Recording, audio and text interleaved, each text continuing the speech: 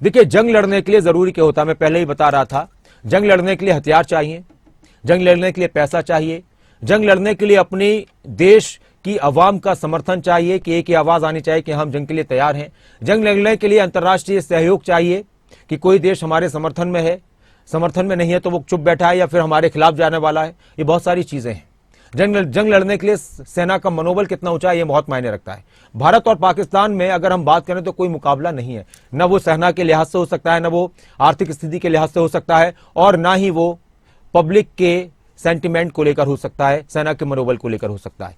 दोनों देशों की अगर बात की जाए तो हथियारों की अगर बात की जाए तो पाकिस्तान के पास है हथियार, लेकिन भारत से कम है। भारत के राफेल, INS विक्रांत और S-400 के सामने पाकिस्तान की सैन्य शक्ति कमजोर है।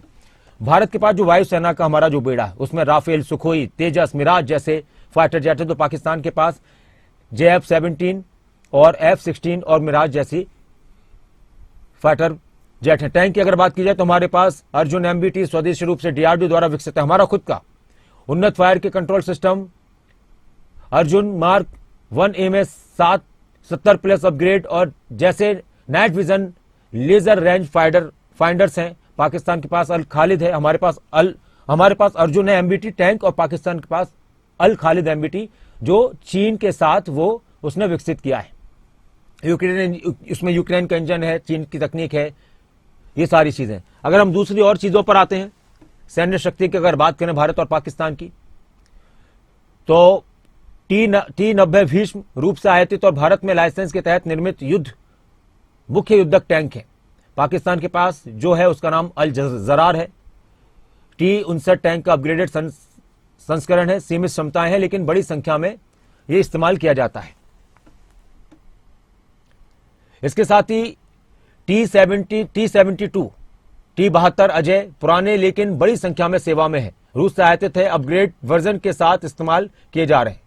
पाकिस्तान के पास चीन से आयातित नया टैंक है, 3rd जनरेशन नाइट ऑपरेशन और रिमोट वेपन स्टेशन है।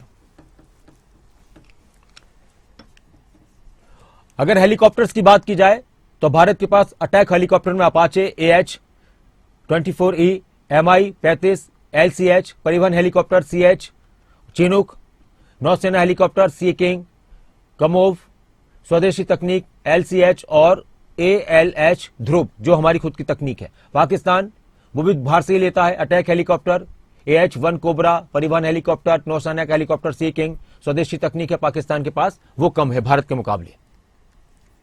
मिसाइल की अगर बात की जाए, मिसाइल ताकत की अगर बात की जाए तो भारत के पास अग्नि है, 1000 किलोमीटर से लेकर 5000 किलोमीटर तक टारगेट करती है। पाकिस्तान के पास शाहीन है, 750 किलोमीटर से लेकर 2750 किलोमीटर तक टारगेट और मध्य लंबी दूरी की बैलिस्टिक मिसाइल है। भारत के पास ब्रह्मोस है, सुपरसोनिक क्रूज मिसाइल, भूमि, समुद्र और हवाई प्लेटफॉर्म से लॉन्च की क्षमता है। पाकिस्तान के पास गौरी है, 1300 किलोमीटर तक टारगेट है इसका, बैलिस्टिक मिसाइल और पाकिस्तान के प्रमुख लंबी दूरी का यह हथियार है गौरी। भारत के पास नाग है, मिसाइल ताकत में 2 से 4 किलोमीटर तक टारगेट कर सकती है, एंटी टैंक मिसाइल है। पाकिस्तान के पास बाबर है, 700 किलोमीटर तक टारगेट कर सकता है, क्रूज मिसाइल और भूमि और समुद्र से लॉन्चिंग है। स्ट्रेटेजिक नाग की अगर बात की जाए जो खासियत है, स्ट्रेटेजिक एयर टू एयर, हवा से हवा में मार करने की क्षमता है। 140 से 160 target short range ballistic missile सतह से सतह पर वार कर सकता है, ये जो फतेह पाकिस्तान का। युद्धपोत की अगर बात की जाए, अगर हम नौसेना की बात करें तो बड़ा विमान वाहक जहाज INS Vikramaditya, INS Vikrant, destroyer तेज गति वाले युद्धपोत है, INS कोलकाता, INS चेन्नई। पाकिस्तान इस मामले में भी पीछे है। डेस्ट्रॉयर तेज गति वाला युद्धपोत है PNS बाबर और PNS शमशीर, ये पाकिस्तान के नाम है।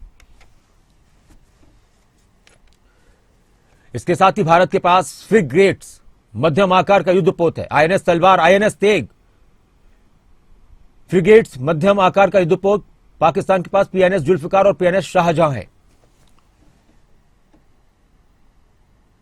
यह वो ताकत है दोनों देशों की, और इसमें कोई शक नहीं कि भारत और पाकिस्तान के बीच, चाहे वो सैन्य शक्तियों की बात की जाए, सैन्य ताकत की बात की जाए, उसका मुकाबला नहीं है।